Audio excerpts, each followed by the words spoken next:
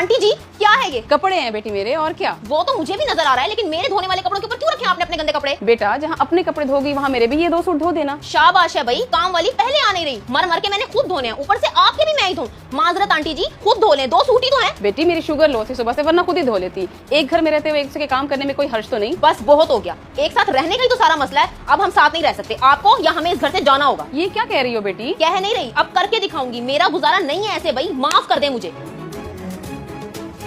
इतनी छोटी सी बात पे इतना गुस्सा कर गई।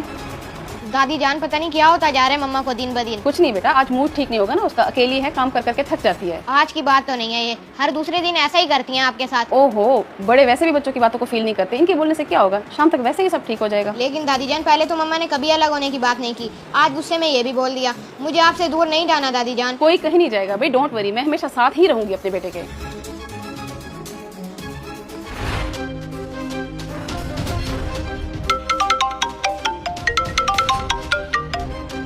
हेलो। हाँ बेटी कैसी हो? मैं ठीक नहीं हूँ अबू, मेरा कोई फैसला करवाएं बस। क्या बात है, फैजान से कोई बात हुई है क्या?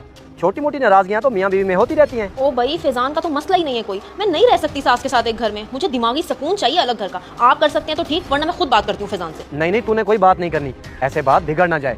मैं खुद फैजान से मिलके बात करता हूँ, अपने तरीके से मनवाता हूँ उसे। ठीक है अबू, फिर बताएं आप मुझे, बल्कि अभी उनके ऑफिस चले जाएं। मैं वेट कर रही हूँ आपकी कॉल का। ठीक है बेटी।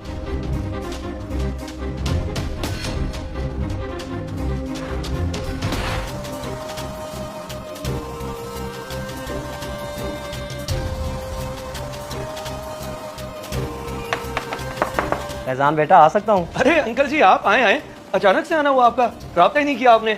चाय मंगवाऊं आपके लिए? नहीं नहीं बेटा, कुछ नहीं, बस मैं कुछ जरूरी बात करने आया था वानिया के बारे में। जी जी अंकल बताएं, क्या बात है? बेटा वो बात कुछ इस तरह से है कि वानिया ना अब अलग घर में रहना चाहती है, बाजी के साथ एडजस्ट नहीं हो सक रही। बेशक साथ ही कोई रेंट का घर ले लो, बीवी बच्चों को वहाँ शिफ्ट कर दो, बाजी यहीं पे बैठी रहेंगी। अच्छा, और मेरी माँ अकेली रहे? शादी के 10 साल बाद वानिया को याद आया कि वो अम्मी के साथ एडजस्ट नहीं हो सकती। बस एक पॉइंट पे आके बंदे की बस हो जाती है ना, अब उसकी हो गई। मुझे यकीन है कि तुम मुझे मायूस नहीं करोगे, मेरी बात जरूर मानोगे। जी जी अंकल आप बेफिक्र हो जाए, मैं वाकई आपको मायूस नहीं होने दूंगा। इसका कोई बेहतर बल्कि बेहतरीन हल निकालूंगा। शाबाश, मुझे तुमसे यही उम्मीद थी। चलता हूँ, काम करो तुम, कल इंशाल्लाह घर भी चक्कर लगाऊंगा। उम्मीद गलत लगा लिया आपने अंकल जी।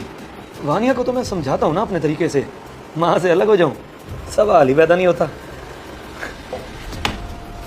जी अबू, क्या बना, क्या कहते फैजान? ये हो सकता है मेरी बात टाले, बहुत ही अच्छा लड़का है फैजान। चलो शुक्र, कमाई भी मेरे शोहर की हो और जलालत भी हमें ही है इस घर में। अब तो अलग होके ही सुकून होगा। ऐसे ही